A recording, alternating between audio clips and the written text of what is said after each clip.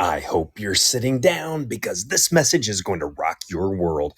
This is message 393 in day 47 in the 8C challenge dedicated to Deborah Brown. I got another letter from one of my heroes. I told you the other day when I read you my letter from TR that I have correspondence with some pretty famous pen pals. One listener was shocked and confused, calling me a liar and that he is dead. I had to explain this was just imaginative. So, I'll preface this with the fact that this letter from Wilma Rudolph is made up.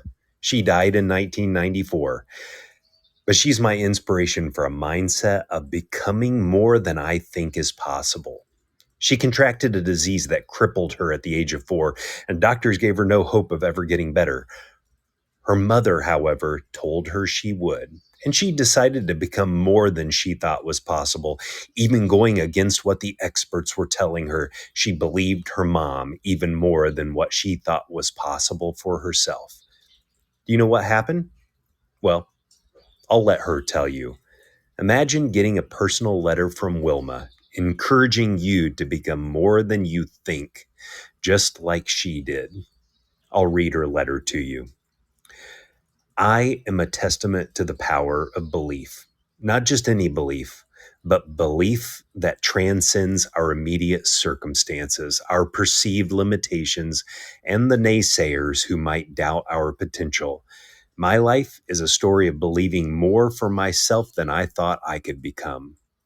I was born prematurely, the 20th of 22 children, and at a mere 4 pounds. Life was a struggle from the start. At the age of 4, I was stricken with polio, a disease that left my leg twisted and paralyzed. The doctor said I would never walk again without braces. But my mother, God bless her, believed otherwise. She told me that with faith, persistence, and hard work, I could overcome this challenge. I don't know what you're facing, what problem or limitation you think is stopping you, but you may not think so now. But I want to challenge you to become more than you think. If you can't believe it for yourself, listen to someone else believe it for you, like my mom did for me. Every week, my mother and I traveled over 50 miles to seek therapy for my leg. We didn't have much, but we had hope and determination. She would massage my leg every day, twice a day, and gradually I began to walk. First with braces, and then with a special shoe, and finally, to everyone's amazement, without any support at all. This was my first lesson. Perseverance is the fuel of miracles. By the time I had not only walked, but run and run fast. I joined the basketball team, and it was there that I was discovered by Ed Temple, the track coach at Tennessee State University. He saw potential in me that I had yet to see in myself. He believed I could be a world-class sprinter. With his guidance, I trained vigorously, pushing my body and mind beyond what I thought was possible. In 1960, at the Rome Olympics, I became the first American woman to win 3 gold medals in a single Olympiad. I won the 100 meters, the 200 meters, and anchored the 4x100 meter relay team to victory. It wasn't just about the medals, though. It was about the journey from my leg brace to the Olympic podium, from a child who was told she might not ever walk to a woman who sprinted her way into history. This was my second lesson, that with belief and hard work, you can achieve far more than you ever imagined. But my journey didn't end with those victories.